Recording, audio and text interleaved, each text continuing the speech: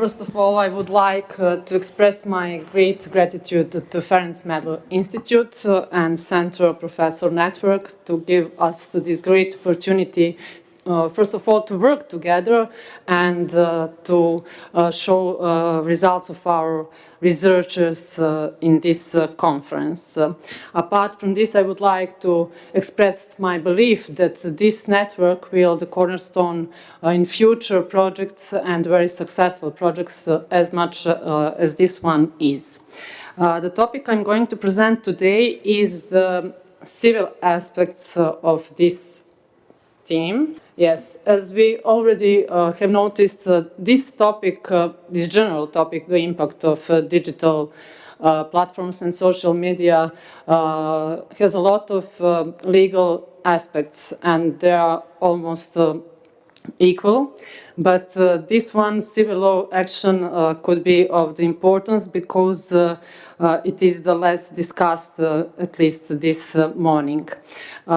Starting point of this is constitutional right, actually fundamental human right of freedom of thoughts and expression.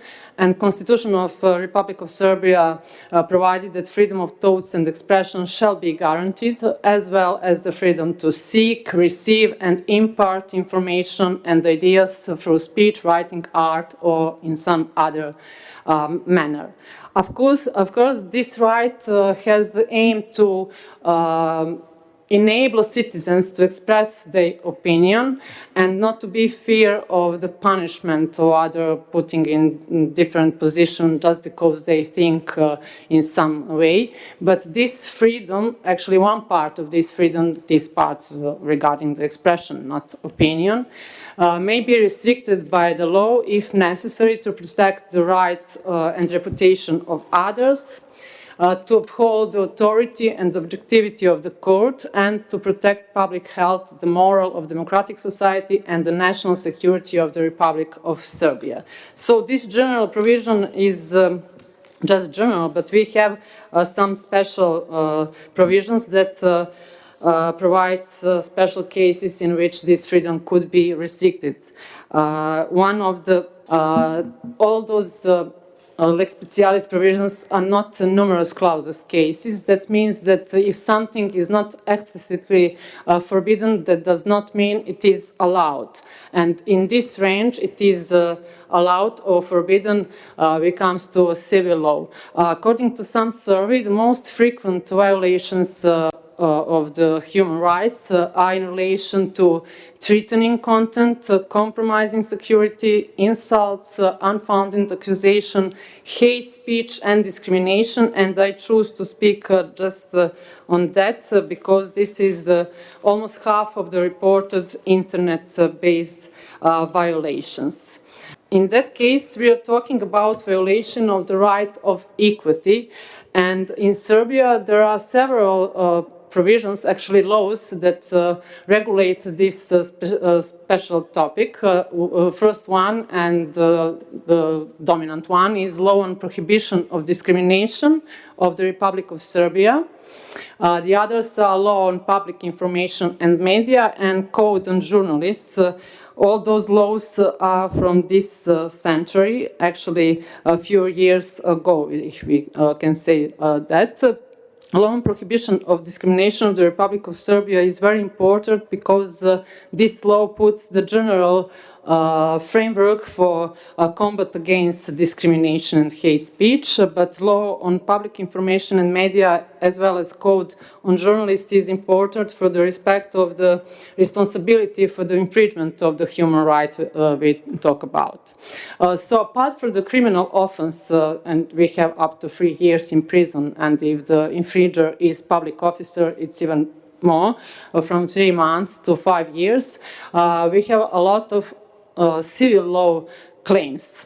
One is to determine the infringement, to seize the infringement of the right, to remove the consequences of the infringement, compensation of damage caused by infringement, to publish judicial decision. What is very important in this civil law aspects is to stress that as I already mentioned it, when something is not criminal offense or is not forbidden then we can we can claim for civil law protection. First question is who can initiate a lawsuit, and according to general terms in civil law, we can just answer the right holder.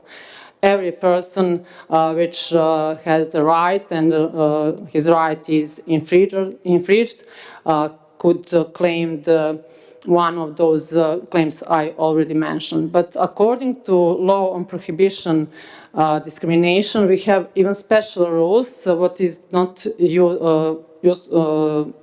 not that common in civil protection, and that means that some third parties, parties that are not right holder, are entitled to claim.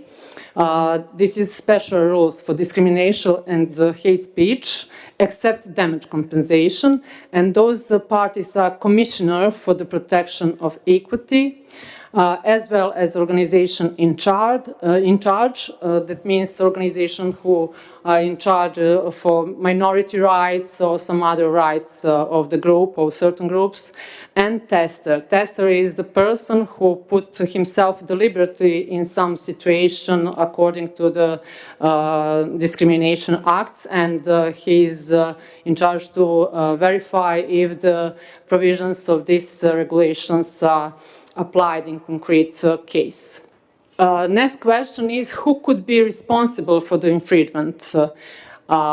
In this part, we have to make some differences between registered media and communication which are out of those registered media, and of course social networks and other platforms are in this side, out of the registered media.